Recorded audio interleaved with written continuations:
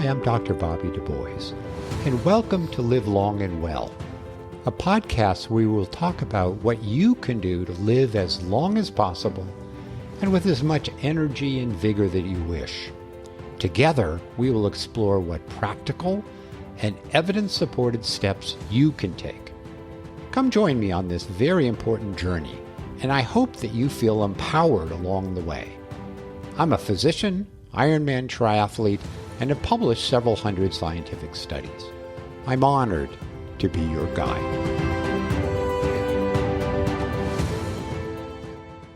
Welcome, everyone. Today's journey begins with an exploration of the first of our 6 pillars, and that is exercise. As a reminder, the other ones that we'll come to in future episodes are nutrition, sleep, mind-body harmony, exposure to heat and cold, and social relationships. During today's discussion, we're going to explore why is exercise so crucial to live long and well? What would a complete exercise program look like? And how do we get started, and practical approaches to just begin the process or advance it? My hope is by the end of the discussion that you'll be ready to take the first step if you don't have an active exercise program, or take the next most advanced step if you already have a program in place. Let's get started. Well, exercise is the most powerful pillar to live long and well. And let's begin by talking about how exercise helps us live longer. So we're going to do that first, and then we'll explore how exercise helps us live well. As folks probably know, although they may not know the true evidence behind it, exercise reduces our overall risk of mortality. There's been many studies, and there's actually a summary of studies, which is called a systematic review, or it's called a meta-analysis. Anyhow, a number of studies that added up to about 600,000 folks, and they followed them for a long period of time. And what they observed is in people who exercise compared to those that did not, there was a 20% reduction in mortality. That's a really substantial change. What's even more exciting is that with more exercise, that reduction got even better. And there's almost no limit to the benefit if you keep exercising additionally. Now, we're not going to have our entire life focused on exercise, but you can get a lot of benefit with a couple of hours a week, as we'll get to. Well, exercise reduces mortality, but now we got to figure out why. What actual diseases are affected by exercise? So, exercise reduces the risk of cardiovascular disease and death, which are heart attacks and those kinds of things. Now, as folks may know, cardiovascular disease is the number one cause of death in the United States as well as around the world. And in the U.S., about 600,000 people die each year of cardiovascular disease. And it's been shown that sedentary lifestyle, or a lifestyle where we don't exercise, is one of the most important elements. Now, in all of my podcasts, I'll try to provide evidence of what does and does not work from studies in people, not in lab studies or lab animals. Lab studies and lab animal studies are interesting, but they don't really tell us what works in people. And things that work in a test tube or in mice are often not the same as to what happens when you actually test it in people. And so we really need to test it in people. So one study that was done followed college graduates, about 16,000 of them, and they looked at the likelihood of dying related to exercise, and they found that, again, about a 20 to 30% reduction. Now, how would this happen? How does exercise reduce the likelihood of cardiovascular disease? And I don't think we have the full answer here, but we do know that people who exercise can lower their blood pressure, gets their weight more likely to be under control, and improvements in cholesterol. And we know these three things are very important in predicting cardiovascular disease and death related to that. Folks may have heard of the blue zones, and we'll talk about this in a future episode, but these are places around the world where people routinely, not everybody, but a significant number of people live to be 100. And in these blue zones, the average person walks about 10,000 steps. So avoiding a sedentary lifestyle, getting up and getting around and doing exercise really helps our heart. But it isn't just the heart that it helps. It also has a similar improvement in the risk of stroke. That's not surprising because what happens in the heart often happens in blood vessels throughout your body, and a stroke is really a blood vessel problem going to the brain. So again, about a 20-25% improvement shown in a number of studies. But not just cardiovascular disease. Exercise reduces cancer risk. So there's a series of studies called the UK Biobank. So it was done in England. They have about 20,000 people, and they follow them over, decades, and they measure lots of different things. So they've really been able to answer a lot of fundamental questions. And they too found a reduction, but this time a reduction in cancer risk. What made this study particularly interesting is they didn't just ask people, well, how much exercise do you get each week? They put on monitors, heart rate and activity monitors on these people. And then they compared people who had lots of activity versus not. And they focused a little bit on what they called vigorous intermittent activity, meaning, something that's really going to get your heart rate up.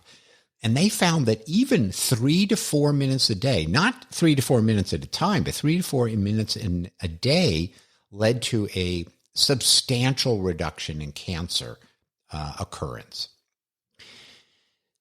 Another study with about 750,000 people found reductions in breast and colon cancer. And what makes this particularly interesting is that it was what we call dose dependent.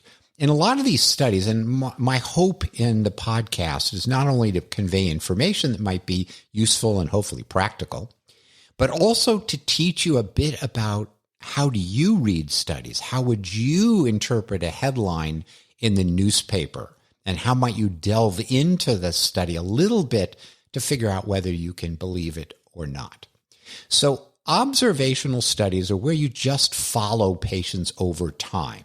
And there's a whole host of reasons why that isn't always the most accurate way to do it. We love randomized controlled trials where one group gets something like a placebo, the other group gets the other thing, and then we see what happens.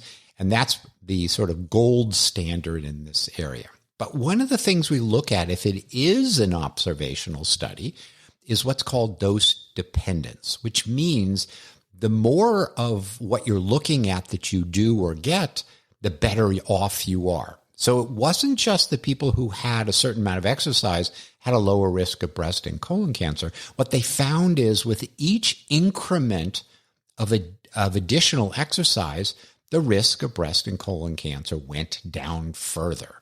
Not only is that interesting in terms of motivating us, but it also makes it more likely that the findings in these types of admittedly not perfect studies might actually be accurate. So that's just one of the things that we will look at.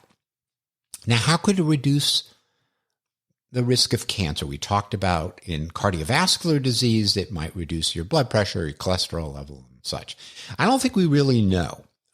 There have been studies where they measure inflammatory markers in the blood, and they find that increased amounts of exercise reduces some of these inflammatory markers. And it's felt that inflammation may be a part of the development of cancer.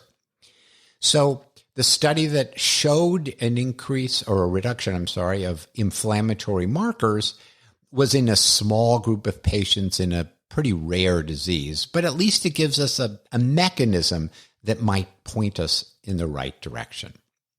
Well, the third thing I want to talk about in terms of living long or longer, is that exercise reduces the risk of Alzheimer's or cognitive decline. And this is critically important, and folks may worry more about cognitive decline than even dying at a somewhat younger age. So this is really critical, and it's really reassuring that exercise helps here as well. Is that related to blood vessel changes? Is it related to parts of the brain changes? I don't think we really know.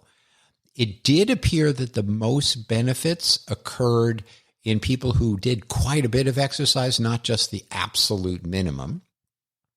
And for whatever reason, the study showed that it was more likely to help people in the first 15 years that they follow them rather than after that. It's possible that you can put it off a while, but then maybe based on genetics, it catches up with us. So we don't know, but it does appear that exercise does reduce the risk of Alzheimer's or cognitive decline.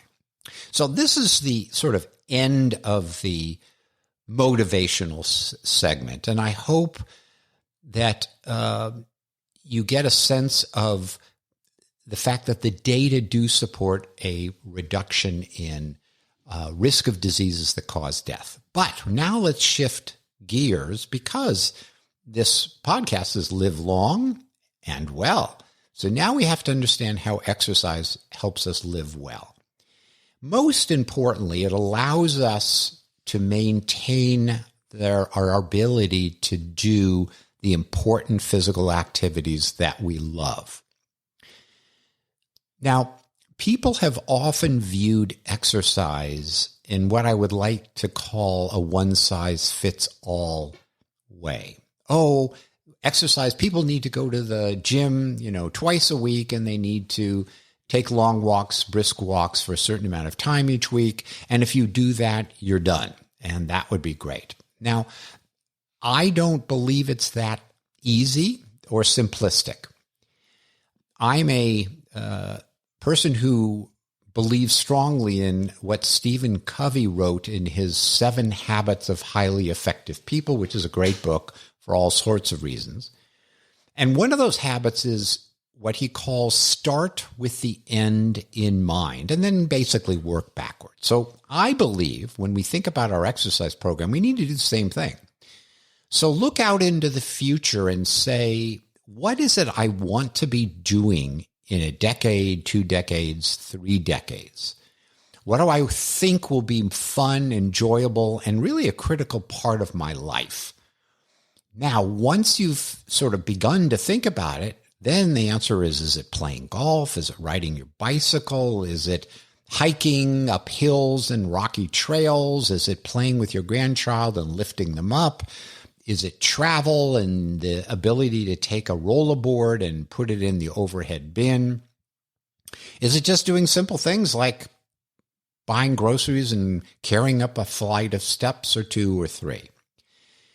So what I like to think about and encourage people to think about is to build an exercise program that will help you not only for the things you're doing today, make you a better tennis player or less likely to injure yourself in pickleball, but also will help you do the things you want to do in the future. I mentioned this in the first episode that unfortunately there's an unavoidable reality, and that is as we age, perhaps starting as early as age 30, we lose 1 to 2% of our muscle mass each year. So do the math, you will lose 10 to 20% in a decade, and then as each decade goes on, it happens again and again and again. So you might have heard of the phrase use it or lose it. And my belief is that we need to overuse it or lose it. Now, what do I mean by that? What I mean by that is it's not enough to say, well, I'm going to want to be able to lift up my rollerboard, which is 20 pounds, into the overhead bin. I can do that today. That's great. Well, the problem is your muscle mass is going to fall over the next years and decades. So probably you need to be able to do that type of thing with a 40-pound rollerboard or 40-pound weight, simulating that today, so that as the inevitable loss of muscle may occur, you're ahead of the game. And that's something that, as we talk about strength training in a few minutes, we'll come back to. All right, so hopefully people are now motivated, excited that by exercising, good things can happen. Now I want to pose the question, how do you build a complete and effective exercise program? Now, I'm going to talk about a variety of different things, but they will all be summarized in a table. And I'll briefly talk you through the table later, but it will also be in the show notes. And there's something in one piece of paper, you can sort of get a lot of the information that can help you. So people say, okay, so what should my exercise program look like? Well, my answer to that is, well, it depends. And it depends upon, as we just talked about, what do you want to do physically in the years to come? So think about those activities and make them your North Star. So if pickleball is what you think you're going to want to do over time, you might focus a bit differently on your exercise regimen than if hiking is your passion, or playing with your grandkids and being able to lift them up and care for them. And so we'll keep that in mind as you think about what balance means. Balance in pickleball is a little bit different than balance on walking on an uneven road or hike. So what are the key elements? And there are 4 in number, and we'll go through each one of these in turn. So there's aerobic efforts that need to go in your program, strength training, as I've alluded to. The third is a combination of balance and flexibility. And the fourth is anaerobic or high intensity interval training. Unfortunately, just doing the aerobics won't get us where we want.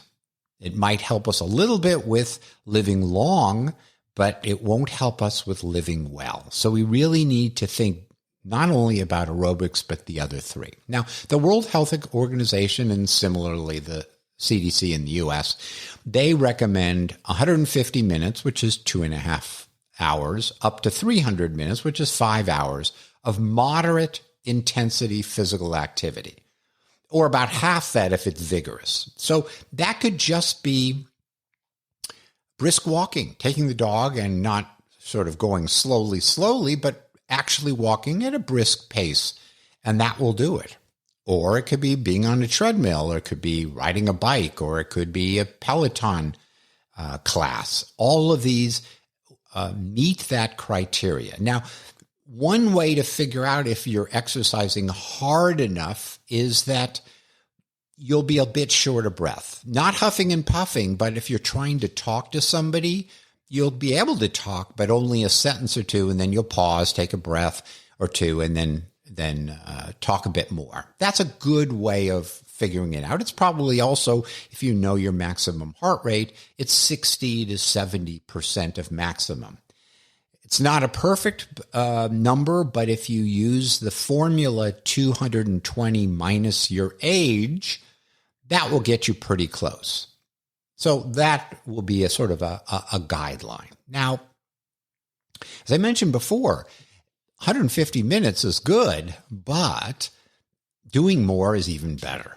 And so try to get to 300. If you have more time and you enjoy long bike rides or other things over the course of a week, do more, because as we would like to see, more seems to be better.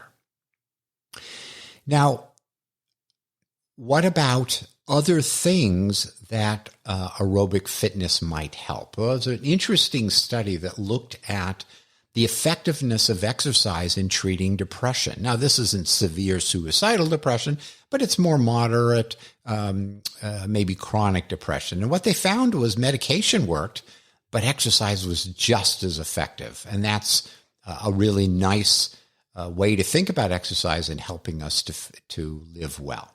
All right, so we're done with aerobics. It's 2.5 to 4 or 5 hours a week, 60 to 70% of your heart rate, and find stuff you enjoy. So the next is strength training. And again, I mentioned that the strength program is not one size fits all. You're going to want to think about your activities today and your activities moving forward.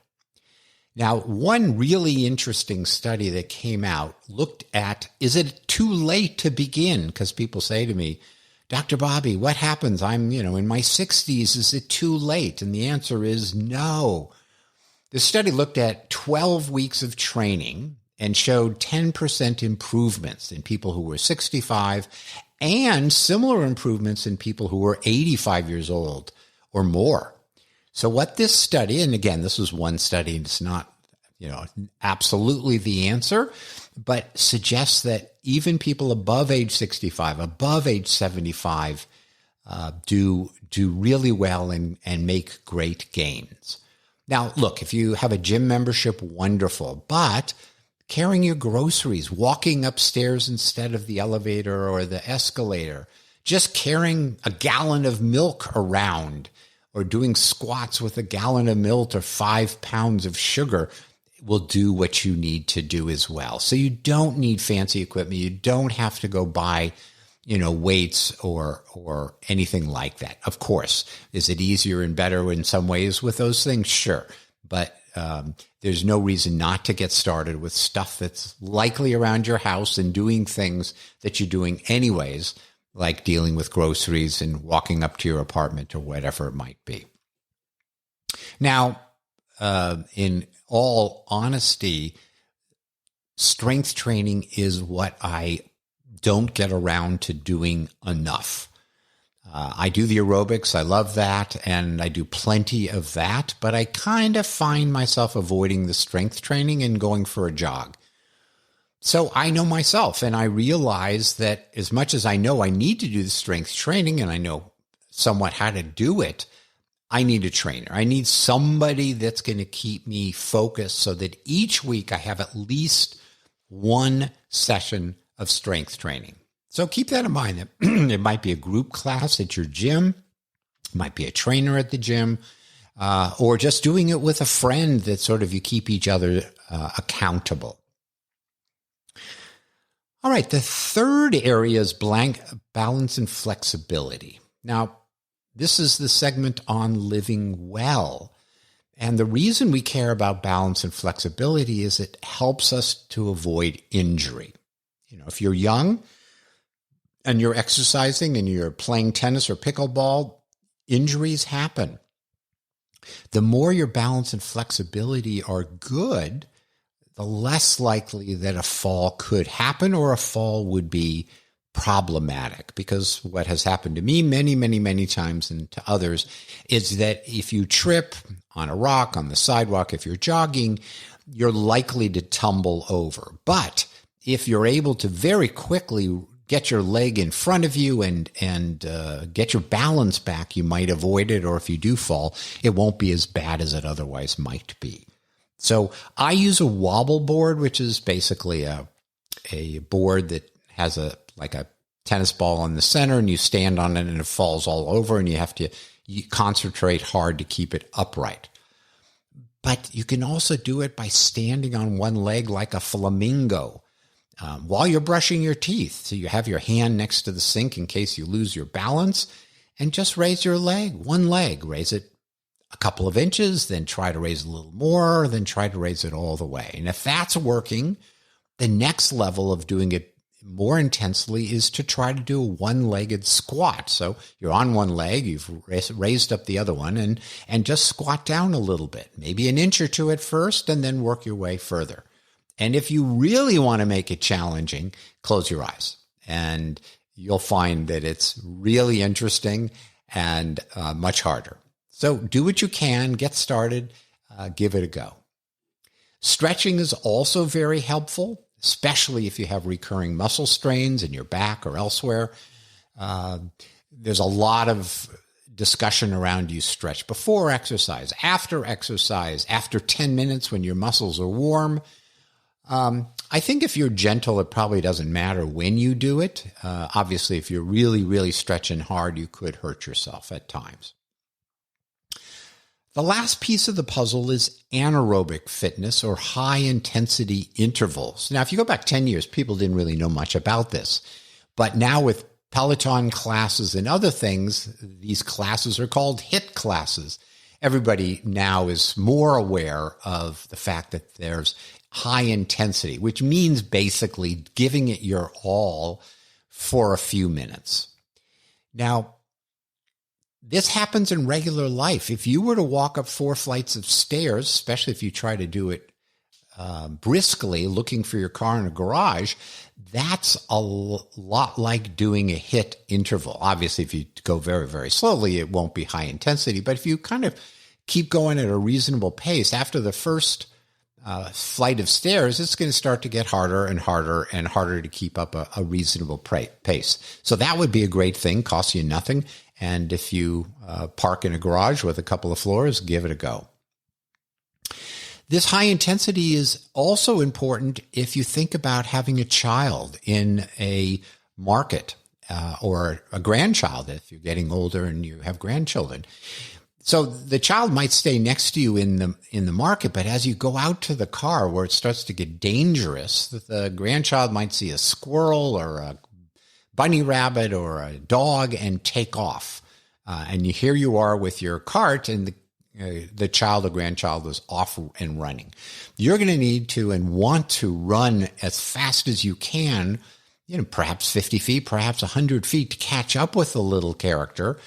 And that's a very dangerous moment with cars in a parking lot. So you want to be able to do that, not only now, but as you get older. So what are high intensity intervals? What would they look like, to be specific?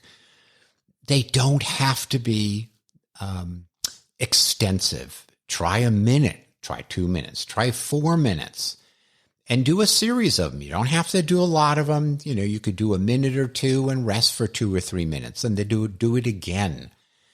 There was a study that was done of folks who began a high intensity program, and they did 4-minute intervals. They did 4 of them at a time, and they did this over the course of 6 months. And there were about 60 people in the study. And what's really fascinating is that they showed a reduction in plaque, or the narrowing in arteries. The plaque is what causes narrowing. And these are people that already had coronary disease, heart disease. And what they found is it really did make a difference in terms of what was happening inside the arteries. So keep that in mind, and it's another motivator for that. Okay, where do we go now? We want to get started. Well, before we get into the specifics, there was a study I found fascinating where they asked the question, does it matter what time of day that I exercise? Does it matter if I do it in the morning versus the afternoon versus the evening? And the good news, based on 26 different studies that were summarized, is it doesn't really matter. The benefits we're talking about happen if it's in the morning, the midday, or the afternoon or evening. So whenever works for you is a great time to do it. Now, there's a saying that everybody's probably heard, Rome wasn't built in a day. And if you aren't in a regular exercise routine at this point, start slowly. Make it easy to do. 5 minutes a day, 10 minutes a day of walking, or go to the gym, a certain number of times a week and stick to it. If you're already exercising, take a look at what you're doing. Are you doing the 4 components? Are you doing aerobic, strength, balance, and high intensity? If you're not, can you add one of the missing elements this week or the next? So yes, you do your brisk walking, but you're really not doing any strength work. Fine. So do some, squats at home, grab a milk bottle and do some biceps curls. Do something while you're just walking around or talking to somebody on the phone that you can do at home. This is a great way to add another element of the 4. And then, of course, if you have a gym, you have a trainer, whatever, that's even better. Another thing you can do is say, okay, I was doing 30 minutes of aerobics. Maybe I can do 40 minutes. Just increase little by little. They talk about don't increase more than 10% a week because you might injure yourself. Now, again, I mentioned that I will put together a chart with each of the 4 activities, how often to do them, and the amount of time you might target for them. But for those that don't have the show notes in front of them, it really is, for aerobics, 30-minute sessions a few times a week. That's the first. The second is strength training. If you do 30 minutes once a week, that's a great way to go. If you can do it twice a week, wonderful. But once a week is really wonderful. The flexibility and the balance, if you can do it daily for a few minutes, that's wonderful. If you can only do it a few times a week, that's a great place to begin. And the high intensity intervals, which I also don't like very much because they feel painful, it's only a few minutes and you only need to do it once a week. And then, of course, you can increase over time. So that's it. If you're already doing a program, this is a way to incrementally improve it. If you're not, get started in very simple ways. So we're just about at the end, and let me summarize what we've discussed. The first is exercise as a pillar is incredibly powerful and can truly help us live longer and live well. Take your time. As the saying goes, this is a marathon, not a sprint. Don't try to do too much.